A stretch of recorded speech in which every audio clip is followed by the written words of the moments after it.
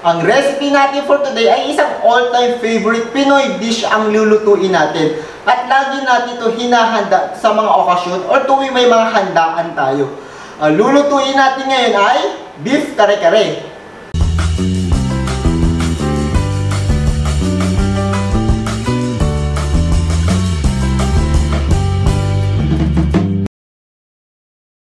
Mahirap ba talaga gawin ang ating kare-kare? Pero actually, madali lang siya. Kaya ngayon, tuturuan ko kayo kung paano gumawa ng simpleng kare-kare. So una, meron ako ditong glutinous rice flour. Lagay lang natin. Yan, haluin lang po natin. So, karaniwan, ang ginagamit nila dito ay toasted malagkit rice. Pero for this recipe, gumagamit lang ako dito ng glutinous rice flour. So kung wala kayong toasted malagkit rice, pwede naman po kayo gumamit ng glutinous rice flour. So haluin na po natin at hanggang maluto po yung ating glutinous rice flour. So naluluto na yung ating rice flour, magigisa na tayo ng ating aromatics. So meron ako ditong garlic. Haluin na po natin yung ating garlic and ang aking onion. So, gisahin lang natin itong ating onion pati garlic hanggat lumabas po yung aroma niya at maluto po siya.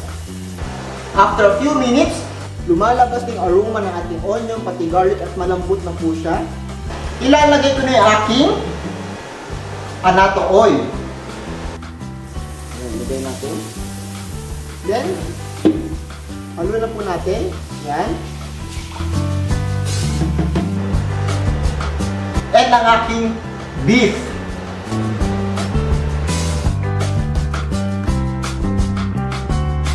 And haluin na po natin ito. So ang gamit ko pala dito ay bituka ng baka, tuwalya at balat ng baka. So pinakulang ko po ng 2 hours hanggat lumambot po yung aking beef. Haluin na po natin. Then ilalagay ko na yung aking beef stock. So ang beef stock ko is around 3 cups of beef stock. Then we mix it. Yan, haluin po natin. And ilalagay ko na rin yung aking peanut butter. So peanut butter ko is around 3/4 cups of peanut butter. And haluin po natin itong peanut butter. So remember, huwag masyadong madaming peanut butter dahil ayaw natin yung masyadong peanut butter flavor dahil ayaw natin masyadong matamis ang ating kare-kare. Yan, haluin po natin ang ating peanut butter. And konting sugar lang for a little bit of balance of flavors. Then we mix it. So ang tamang lapot talaga ng kare-kare ay manggagaling sa ating collagen ng ating baka, which is yung tuwalya pati yung balat ng ating baka at hindi galing sa peanut butter. So lumalapot yung ating kare-kare dahil po sa tuwalya at collagen ng ating baka. At tatakpan natin to hanggat kumulo po yung ating sabaw at tumapot po yung sauce ng ating kare-kare.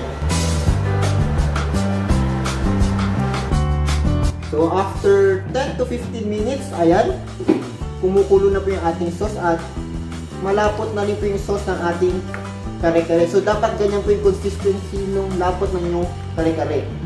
At ilalagay ko na yung aking gulay. So yung gulay ko ay blanch ko na po siya, or ibig sabihin nun ay halfway cook ko na po siya. So ilalagay na natin yung ating gulay.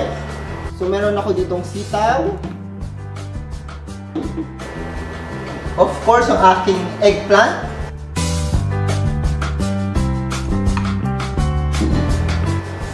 Puso ng saging.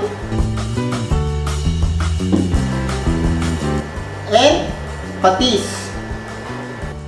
So why patis? Para to complement the bagoong mamaya. Yan, haluin po natin. So our kare-kare is done. So napaka-flavorful po ng ating kare-kare. So sana may try nyo itong recipe na to dahil napakadali lang gawin ng ating kare-kare. So alam ko magugustuhan ng buong pamilya nyo dahil perfect din to sa mga handaan at sa inyong okasyon. And now we're ready to play. Yan.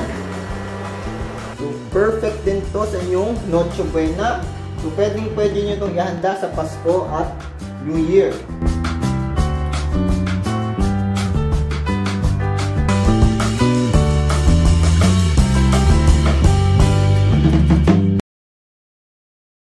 So, here's our beef kare-kare, lutong Pinoy.